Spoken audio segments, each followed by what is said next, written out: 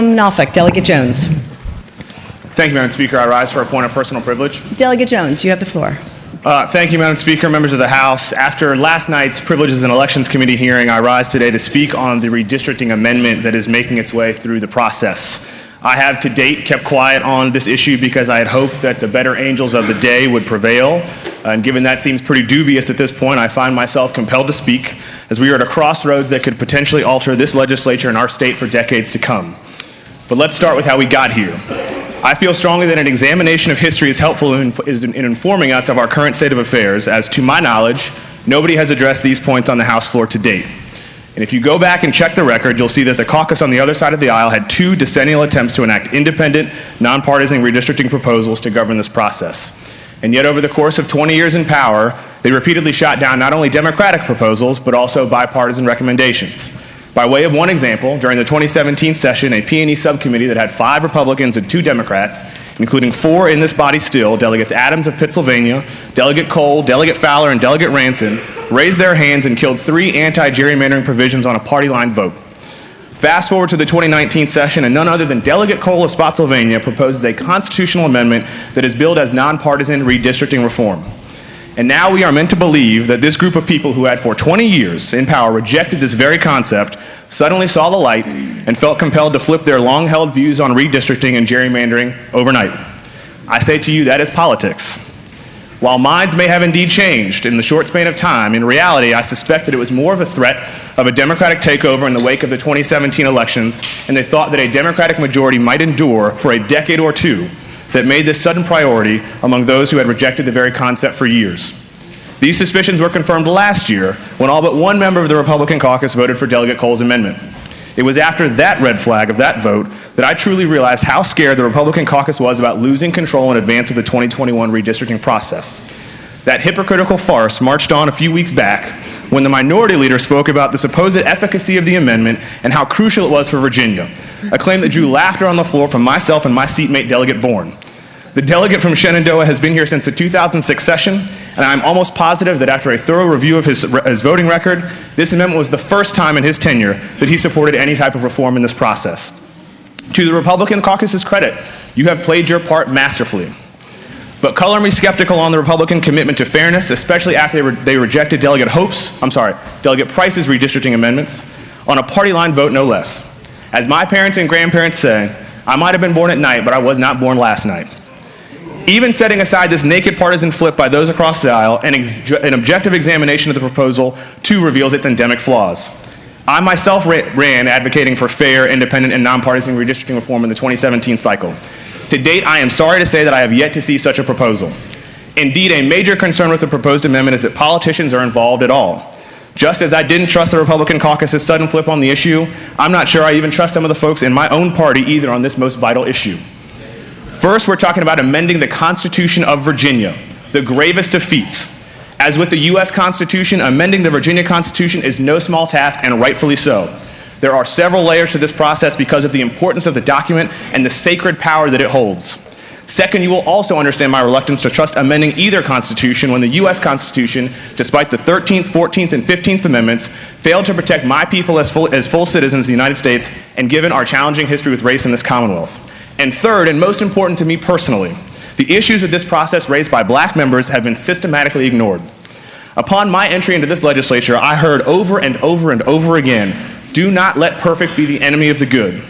And that may be fine and well for a piece of legislation which you can come back the following year and change, or in subsequent years and ease if things go wrong or there are unintended consequences. But we can't do that with an amendment. Just as it is incredibly difficult to get something into the Constitution, it is just as hard to get it out. So if you're going to alter the Constitution, the most powerful document in our state, it better be perfect. And this amendment is far from perfect. Even the amendment's original advocates acknowledge that it's flawed. And I fear that this body is barreling toward an imperfect solution for a problem that can be fixed and refined legislatively. So why walk this path in pursuit of a misguided means to an end?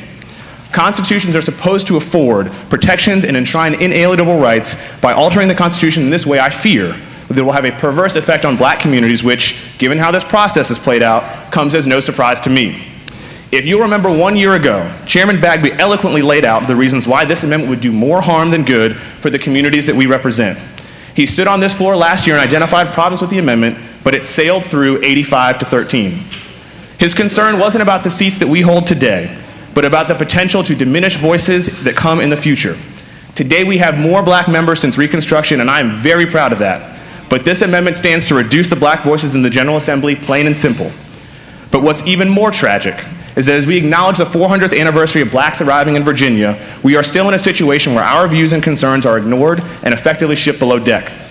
After I and other black members expressed doubt last year, we were met by white advocates who said, "Don't worry, we will fix it with legislation to protect your interests." And yet here we are.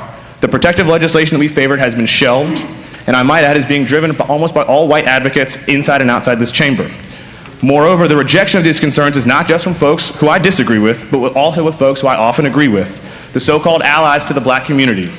Frankly, I'm pretty tired of seeing a black colleague stand up and express concerns over legislation only to be ignored or cast aside. I cannot fathom how everyone remains unfazed as the chairman of the Legislative Black Caucus expresses doubt on the House floor when he so rarely speaks in this venue. I wonder, are our voices that unimportant when we're still facing these same problems 400 years later? And to be honest, I've had a hard time reconciling the people who share many of my values and ideals and ask me for help in getting votes and ingratiating themselves with communities of color, then get here and ignore us on their way to steamrolling towards their agendas. I say to you, don't just talk about it, be about it. I say to you, don't ask me and others to take you to our churches, our community events, and our donors any longer. This issue is just as personal to us as it is to them. The amendment and the process demonstrates your commitment to black people is nothing more than lip service, and we're watching pretty closely. And the next time you're in a venue that's full of black people, I look forward to hearing your explanation of your vote on this amendment and how you sought to diminish their voice in the political process. We all want fair and nonpartisan independent redistricting reform, but this is far from it. This is a shoddy compromise, and I fear we have let outside groups and advocates obsessed with delivering on promises they made about a redistricting amendment cloud our vision of the next Virginia century and jeopardize black voices in the process. We can do better than settling. We can accomplish so much more together by embracing a process that will not jeopardize black voices in this chamber for the next decade and beyond. Frankly, I think this amendment is nothing more than a half measure aimed at saving the backs of the advocates who got out over their skis. It is essentially putting lipstick on a pig and telling Virginians they're getting a fine piece of swine. I'm not fooled, Chairman Bagby isn't fooled, and our communities will not be fooled either. Madam Speaker, if my words today lose me support within my own party, or in my city, or in my region, so be it. But my identity as a black man means more to me than any title that I will ever hold. And my position here is to ensure that as many black voices are at the table as possible and their voices ring for generations to come in the General Assembly. But hear me loud and clear. I would rather see a process driven solely by a diverse set of citizens from across this Commonwealth. I cannot stand here and hold my nose and cast a vote for something that will effectively disenfranchise black voices, and we especially don't need politicians involved in this process because we can only serve to mess things up with our own agendas. A citizen-driven process is still achievable by legislating the redistricting process rather than enshrining this flawed amendment on our books that may take decades to undo. So this time I'm imploring you, let perfection be the enemy of the good. The redistricting power belongs solely with the people. To do anything less would be a disservice to all of our citizens, but especially our black citizens in this Commonwealth. Thank you, Madam Speaker.